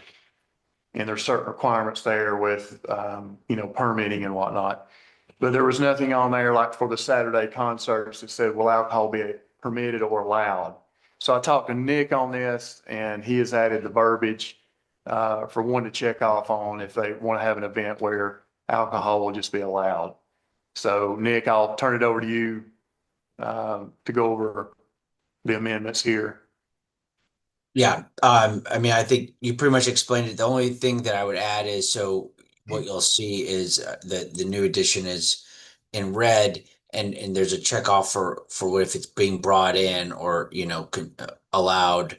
But we added that third bullet point, which is that regardless of whether it's being brought in or being served, it needs to be approved by the board if alcohol is being consumed at the event, just to make it super clear. And then same thing down in safety and security, that the additional security would need to be provided regardless of whether it's served or allowed, because it was just served before. So the event that you just approved, for example, the sip and stroll, that technically wouldn't, although they are providing security at their own, voluntarily, that if somebody else came in, technically we don't have that in there. So now we have that in there. The only thing that I guess, question that Josh and I wanted to make sure you all were aware of is right now we just say, if you're bringing alcohol in, town property, then you need to get Board of, Commissioners approval. But we don't say that it's only allowed in certain areas, either one. So if that's the will of the board, we can do that. But that's one of the changes you'll see, is that for both the serving of it and the allowing it, it's basically at your discretion. We don't limit it to certain areas. And let me bring up a case in point, and we've had this discussion. We allow private rental of this building for family reunions and, certain events. if those people want to bring in alcohol, would they have to go before the board for approval? Or would our recreation director, who processes the application, have the authority just in this situation with the private rental, approve that use of alcohol for that event? And here's the things, you know, having to get the approval before the board sometimes might take 30, 60 days to get that before the board for approval. And a lot of times I think some of these rental events come up very quickly and they want to allow alcohol at them. Lester, do you have any comments on it? Because in the past, Won't you come up? While he's doing that, Mayor, I'll just answer the question that if we want to do that, right now the code of ordinances says that any alcohol consumption on town property has to go before the board. So we would need to amend the ordinance to say the town, so if Lester wanted to do it or anybody else, if you wanted to delegate that, because right now it does have to come to the board if there's alcohol. Okay. All right. How frequently, Lester, do we rent this for private events like that? Usually we have like 4 or 5 wedding rehearsals or dinners around weddings for that. Usually they come pretty early. Sometimes somebody will call for a birthday party and maybe plan on having it outside in a couple of weeks, and looks like weather may not be suited, so they want to get in here to use it. And in the past, the way we've done it so far is if it was no selling, no ABC permit was needed, and they would come to rent this building, then I signed off of it as, because that's what we allow it in this building. So, and I'm good either way. I just need to know how you want me to proceed. And we have the Rotary Club that meets at 5:30, and they, I know, They're here serve wine. every Monday night except for the 4th Monday night when the planning board's here. Right. This is their meeting, and they meet at 5:30, and they have wine or drinks, whatever, with their snacks, food before the meeting. Have we ever given them approval to do that? I have, because it was allowed in this building, and that's just the way we've done it. And just for your information, we've got 3 events now that we have approved, other than the Rotary meetings going forward, for a fundraiser, a birthday party, actually 2 fundraisers and a birthday party, that have put in application probably 1st of January that I have signed off on, but we've got time. We can go back and review them. The first one is July 12th. Okay. No, June 12th, I'm sorry. So to be in conformity with the town ordinance, Nick, we either have to stop Lester from doing the permission and everybody comes to the board, or we would have to amend the ordinance to grant him authority in those specific situations to sign off on it. That's correct. Okay. I don't think everybody should have to wait to come before us for a wedding rehearsal or somebody's 60th birthday. Yeah, leave it at Lester. And if Lester has a concern, he can say, well, he can recommend it. Yeah, he to can go to the recommend board. it I mean, comes They're not really public events, they're private Right, they're events. private events, yeah. You're mostly concerned with public safety and those kind of things. Yep. I will say that this ordinance was the very earliest it could have been adopted was 1995. So it's been around for a really long time. So, and then it could have been older than that this requirement was around. So, well, it seems to me the way we would proceed would be for you and Lester and any board member who would like to work on this, make a proposed amendment and then bring it back at the next meeting or when it's ready. And there could be an exception for a private event. I mean, in this building, the rec park's not an issue because there's no alcohol allowed, period. So you're talking about this building. Right, and I think it should stipulate this building. Yes. Yeah, and private event. Mhm. Right. if it becomes a more publicly open event, then Then it'd be before the board. although technically, if you want to, I mean, Rotary's not really open to the public, it's open to members, so that's still private. It is. You have to be a Rotary member of another club to go to the Rotary meeting. It's not just open to anybody. But But it's an ongoing thing too. I mean, it's every Yeah, week. no, I It's just not- understand. That one's easier to Yeah. approve. That one would be easier, but if it's But you might here, have some things that are like fundraisers or something that are, I don't know, a presentation or a lecture or something that's open to the public, which would not be a private, Mhm. you know, would you? could just be where he has discretion in this building. I mean, I'm just Yeah, trying I to, would just say this building. yeah. Mhm. Nick, is there a way we could include some language to that effect, that it'd be discretion, the director, recreation director has Right. discretion in this building?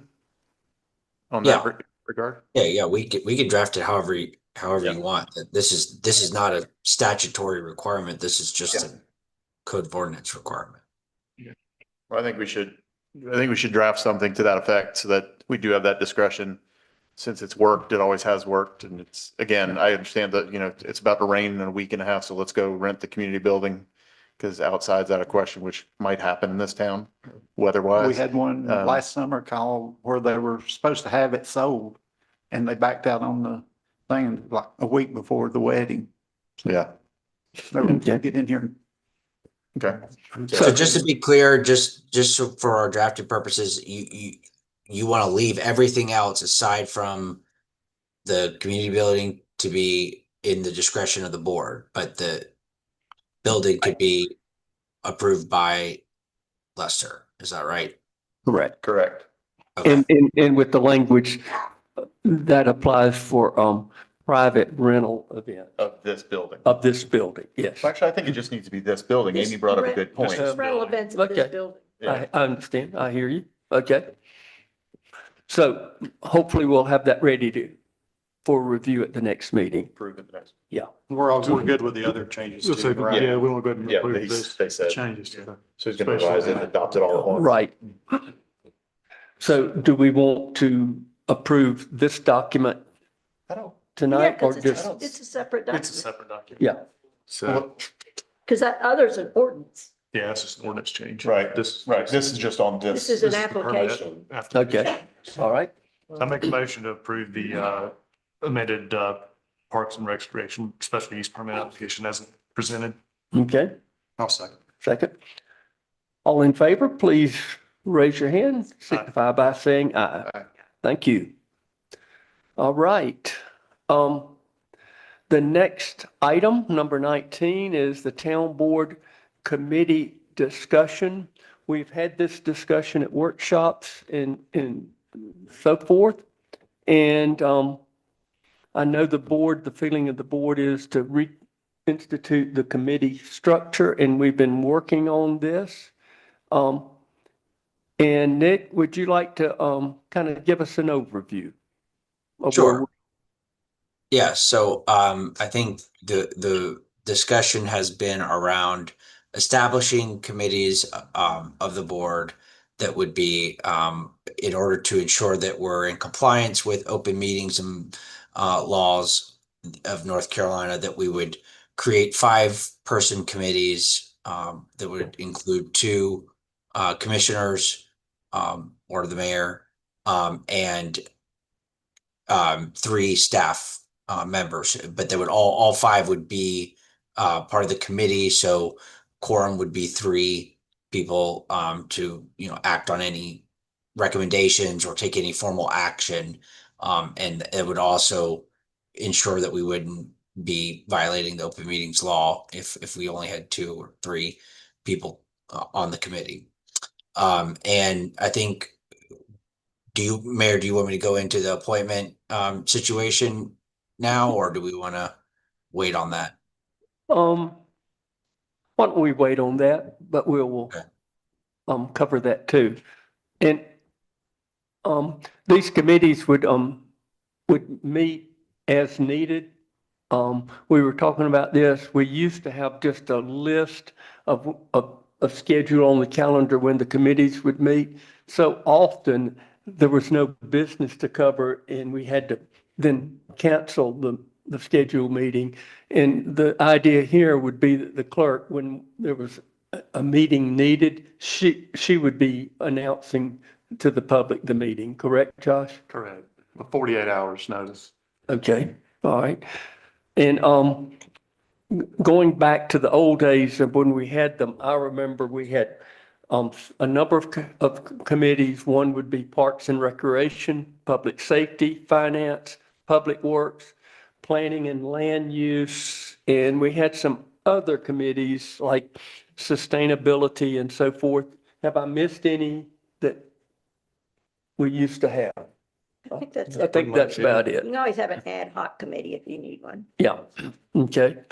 So we would, again, have 5 members. That would normally be Josh, our town manager, 2 commissioners, the clerk, because they have to record the proceedings, and then the department head related to the different committees, like Lester and Parks and Rec. Does the clerk count as a committee member?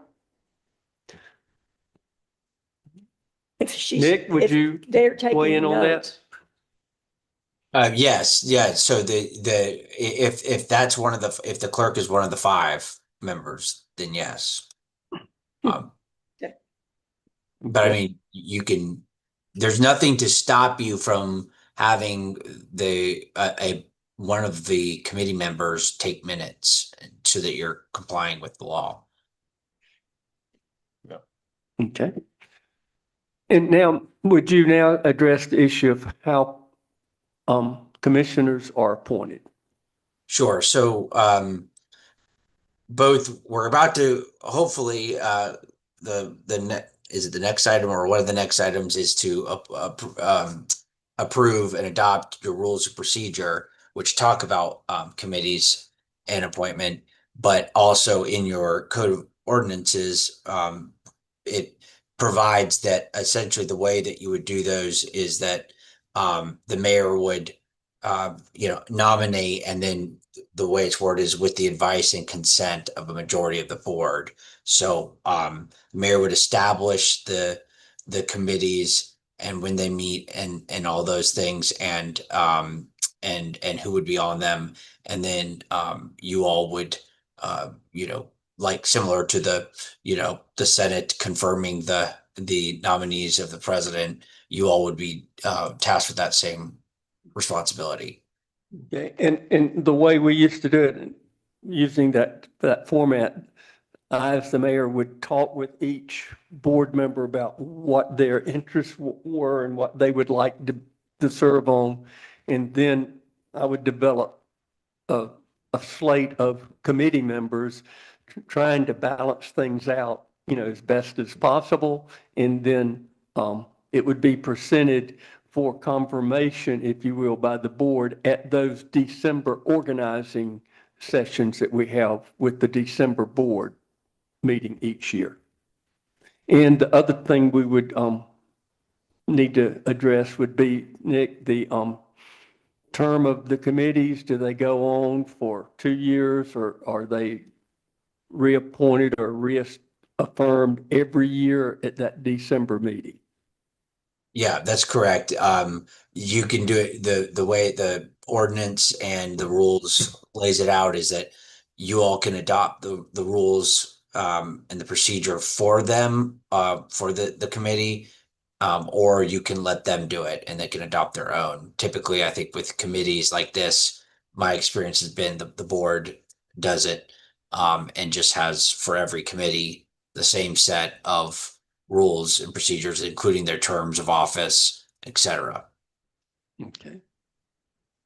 And it's important to remember what those rules will say, which I've said this to you before, but those committees are public bodies just like you all. So they have to follow public records, they have to follow open meetings law, they have to keep meetings minutes, everything like that is all the same. Notice provisions for their meetings, all that has to be just like it is for you all. And I would add, it wouldn't necessarily preclude the use of a workshop as needed too. Correct. we just have two options to follow. Okay. Good. Well, I would entertain a motion that we, constitute a committee structure based on the discussion we've had and, the identified, areas that we've had. Question related to that. Do we want to have a motion for that or a consensus that we need to come up with a little bit more details? Like, is it a 2-year term, which kind of works with terms of our, Yeah. elections, et cetera? I mean, do we want to come up with that and ratify something at the next meeting? It's where we actually come up with, I mean, I agree with the list. I think the list looks good. I mean, I'm just, it's a question, again, just to see. It's a very good question. Yeah. Yeah, I would recommend maybe at next workshop, working through what committees you want. If you want us to come up with some rules of procedure for the board, what the terms would be, things like that. I can give you what committees I've advised in other jurisdictions, kind of a standard boilerplate for them. Okay. I have one more committee I remember, a tech committee. I had that down there. You're exactly right. I had IT and GIS, but it was a tech committee. We can add that because that's critical now. So I'm hearing a consensus. We will have Nick structure and flesh this out and define the structure, the terms and everything based on his experience with other communities, and then we will move forward from there. I agree. Okay? That's good. Thank you. All right, let's move on to the next item tonight, and that is the Town Board of Commissioners rules and procedures. I know we had that introduced briefly at the last meeting. Then we, again, have been reviewing that as we approach this meeting. I read all the rules and I've got, a number of questions. It is getting late tonight. Shall we grapple with some of those questions now, or should we again defer to another time to go into a deep dive on some of these issues? I have a lot of questions too. I would like to postpone this till the next meeting For a based on, workshop? to a workshop. Can we do a Good. workshop followed up by? Workshop will be, Because we've not had actual, I mean, we've all had some copies, talk about it, but but actually go through it. not take up this. Right. I agree. I think that's a good.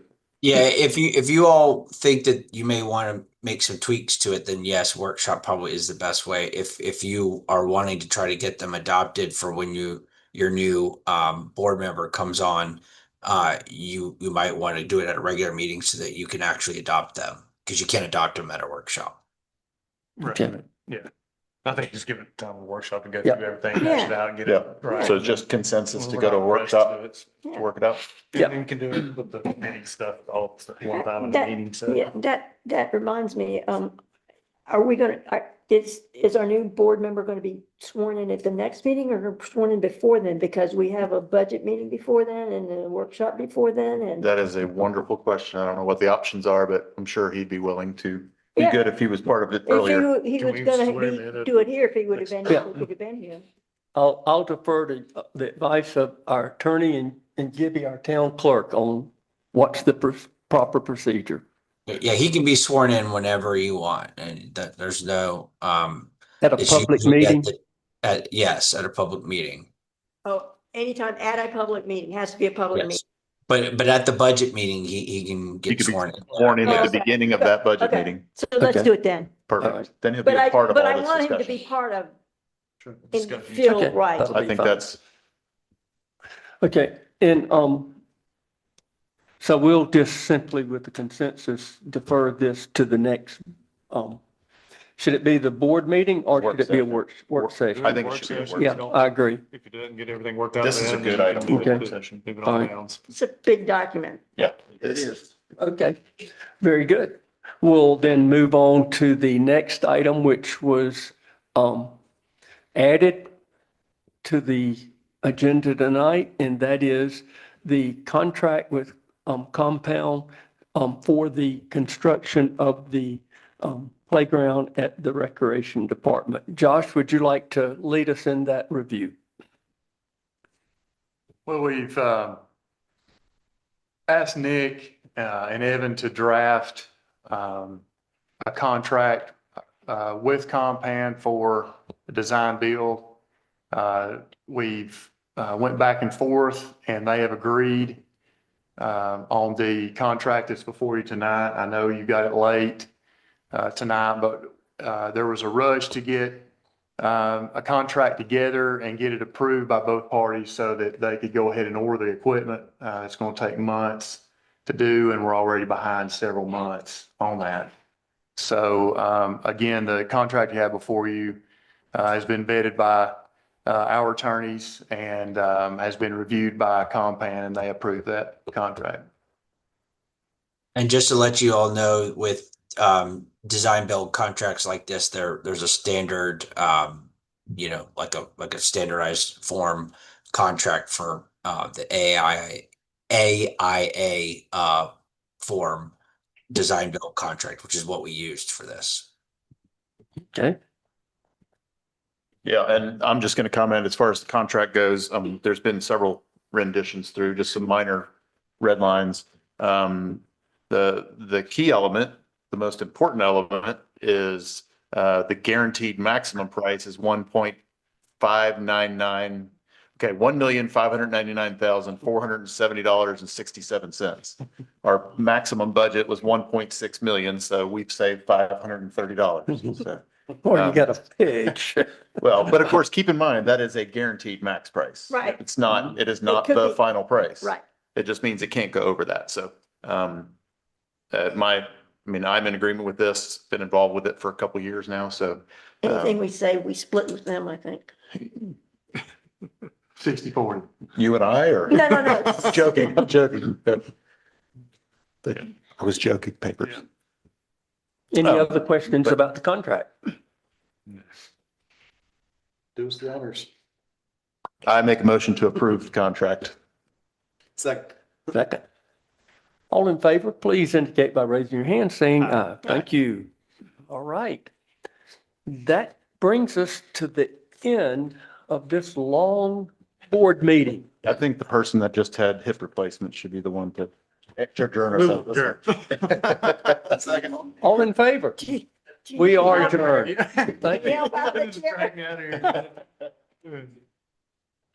Good night, everyone. Thank you, Nick.